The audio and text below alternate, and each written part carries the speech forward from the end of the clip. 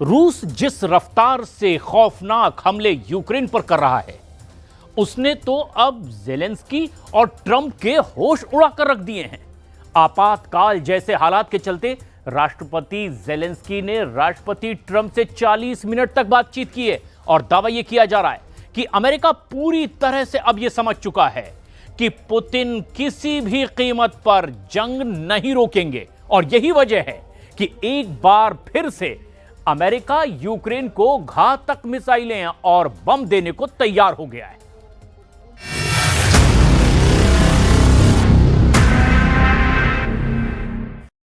Внимание на счет.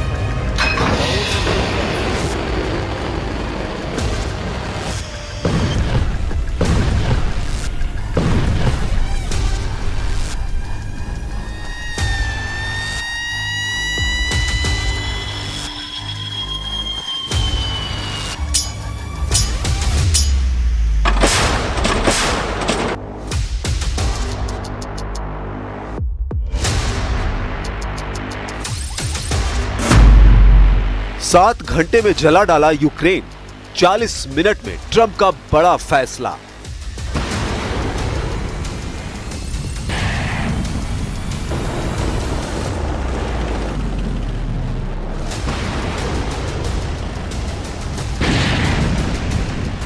पिछले 48 घंटे यूक्रेन पर बहुत भारी पड़े हैं।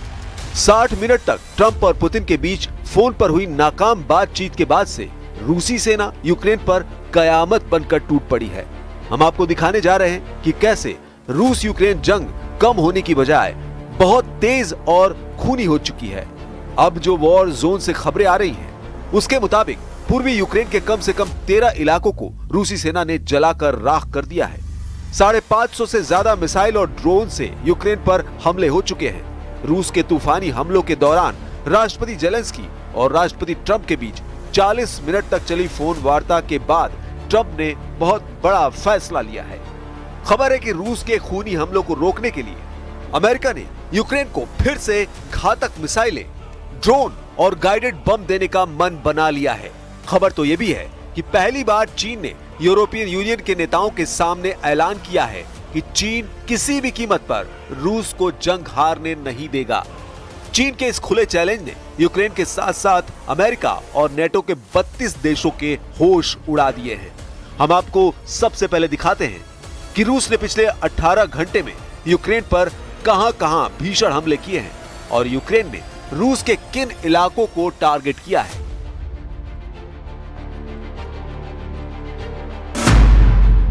धुआं यूक्रेन, 1000 किलोमीटर तक रूसी हमले।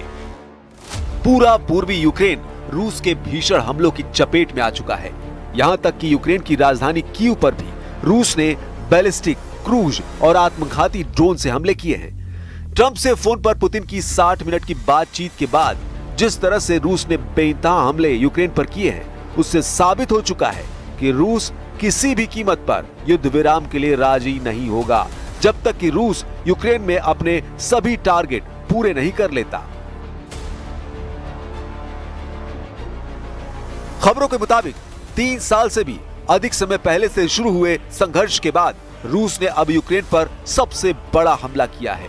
रूसी सेना ने जो हमले किए, इसके तहत कीव में 550 ड्रोन घुसे। इसके अलावा 11 मिसाइलें भी दागी गई, जिससे यूक्रेन में कई ठिकानों के तबाह होने की खबर है। यूक्रेनी राष्ट्रपति जेलेंस्की ने हमले को लेकर चिंता जताई है। उन्होंने ट्रंप को फोन किया और 40 मिनट तक बात की, जिसके बाद दावा किया गया कि अमेरिका यूक्रेन को न सिर्फ पैट्रियट मिसाइल देने जा रहा है, बल्कि कई तरह के एयर डिफेंस भी दे सकता है। खबरों के मुताबिक रूस की सेना यूक्रेन के लगभग 1000 किलोमीटर की अग्रिम पंक्ति के कुछ हिस्सों को तोड़ने का प्रयास कर रही है। यूक्रेनी सैनिक गंभीर दबाव में है, इसलिए मॉस्को ने ये रणनीति बनाई है। रूसी सेना ने रात भर यूक्रेन पर सैकड़ों ड्रोन से बमबारी जारी रखी। रूस यूक्रेन युद्ध को समाप्त करने की कोशिश अब कमजोर होती जा रही है और दोनों तरफ से हमले भी तेज हो गए हैं। यूक्रेन के सैन्य जनरल स्टाफ के दावों के मुताबिक यूक्रेनी बलों ने रूस के वोरोनिश क्षेत्र में बोरिसोग्लबस्क एयरबेस पर हमला किया। इस एयरबेस पर रूस के Su-34, Su-35S और Su-30SM जैसे लड़ाकू विमान तैनात बताए जाते हैं। राष्ट्रपति जेलेंस्की ने रूस पर आरोप लगाया है कि रूस के हमले यूक्रेन के साथ साथ अमेरिका को भी खुला चैलेंज है। जेलेंस्की ने कहा है व्लादिमीर पुतिन डोनाल्ड ट्रंप को प्ले साबित करते हैं कि पुतिन को ट्रंप के युद्ध विराम प्रस्ताव की रत्ती भर परवाह नहीं है। Важко цей день почався. Більше ніж 500 російських ударних дронів та ракет. Складно, але значну частину все ж збили. На жаль, були влучання, були сьогодні і важливі результати у дронів-перехоплювачів. Десятки шахедів були збиті саме перехоплювачами.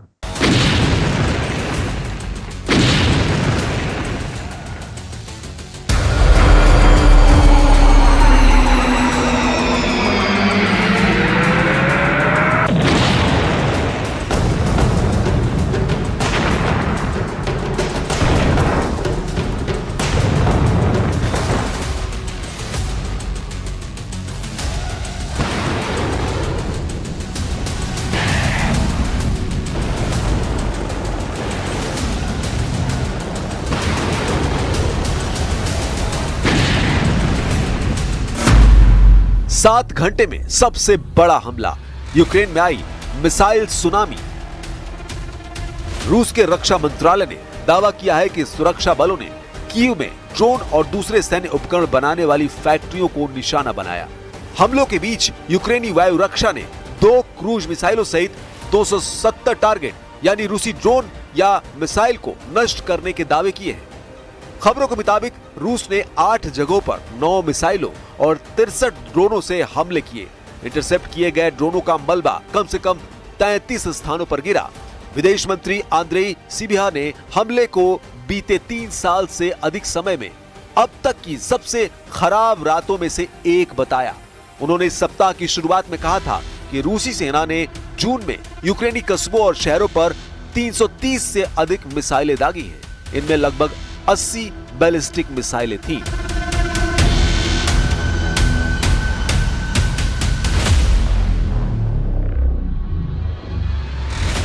Сьогодні ж я говорив з президентом Трампом.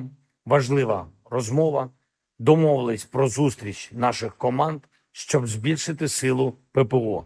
Дуже детально говорили про спільне виробництво. І нам це потрібно, і Америці.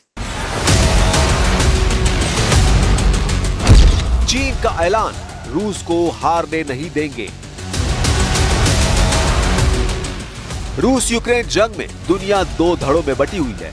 यूक्रेन की तरफ से अमेरिका समेत नेटो के 32 और यूरोपीय यूनियन के लगभग 27 देश साथ दे रहे हैं, जबकि पुतिन के रूस को ईरान, उत्तर कोरिया और चीन से जबरदस्त सीधा सपोर्ट मिल रहा है। चीन ने रूस यूक्रेन युद्ध के लगभग 4 साल के दौरान पहली बार खुलकर रूस के पक्ष में विदेशी धरती से बयान दिया है, जिसकी वजह से यूक्रेन, यूरोप और अमेरिका में हड़कंप मच गया है। चीनी विदेश मंत्री वांग यी ने यूरोपीय संघ यानी ईयू के नेताओं के सामने रूस के पक्ष में ऐसा बयान दिया है, जिससे ईयू में हड़कंप मच गया है। चीन के विदेश मंत्री वांग यी ने दो टूक कहा है कि चीन नहीं चाहता कि रूस यूक्रेन युद्ध में हारे, क्योंकि इसके बाद अमेरिका पूरा ध्यान बीजिंग पर लगा सकता है। ब्रसेल्स में ईयू नेताओं से बातचीत के दौरान चीन के विदेश मंत्री वांग यी के इस बयान ने अधिकारियों को चौंका दिया।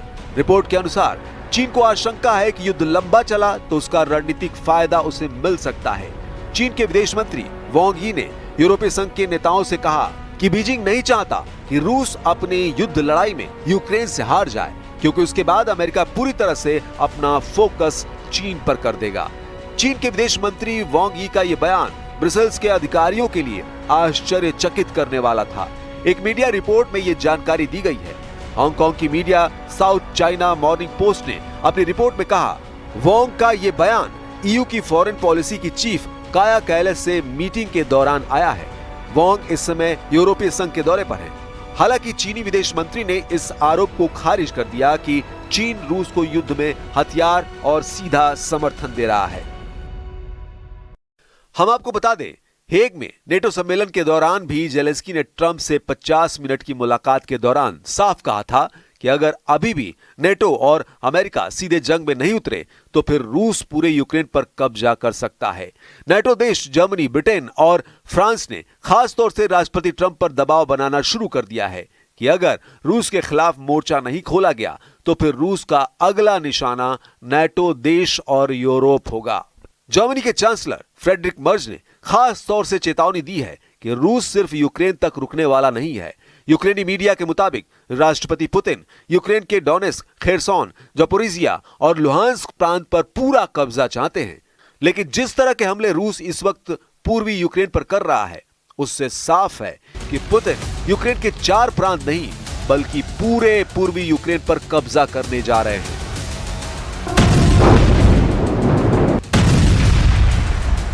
पोक्रोवस्क पर रूस दिन रात हमले कर रहा है। यूक्रेनी सेना बड़ी मुश्किल से रूसी सेना का मुकाबला कर पा रही है।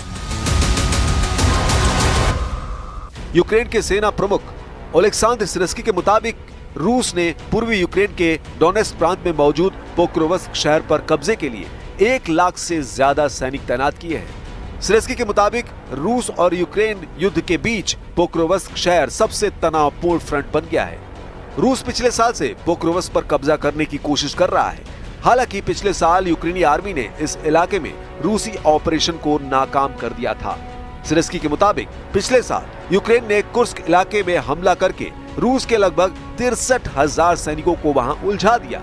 इससे पोक्रोवस्क पर रूस का दबाव कम हुआ और यूक्रेन को नए सिरे से स्ट्रेटेजी बनाने का मौका मिल गया। लेकिन अब राष्ट्रपति पुतिन ने 1 लाख रूसी सैनिकों को यूक्रेन के पोक्रोवस्क शहर पर कब्जे का सख्त आदेश दे दिया है। पोक्रोवस्क शहर में सड़क और रेलवे सप्लाई लाइन मौजूद है, इस वजह से इसका स्ट्रेटेजिक महत्व काफी ज्यादा है। इसके अलावा ये यूक्रेन के कोस्तियांतिनिवका और स्लोवियांस्क शहरों में मौजूद मिलिट्री सेंटर से भी जुड़ा है। सिरस्की ने आरोप लगाया कि रूस पोक्रोवस्क पर कंट्रोल करके दुनिया के सामने अपनी मिलिट्री ताकत का दिखावा करना चाहता है। सिरस्की ने कहा, रूसी सैनिक पोक्रोवस्क में पहुंचकर और वहां अपना झंडा फहराकर नकली जीत का दावा करना चाहते हैं। Говорят о нашей агрессивности.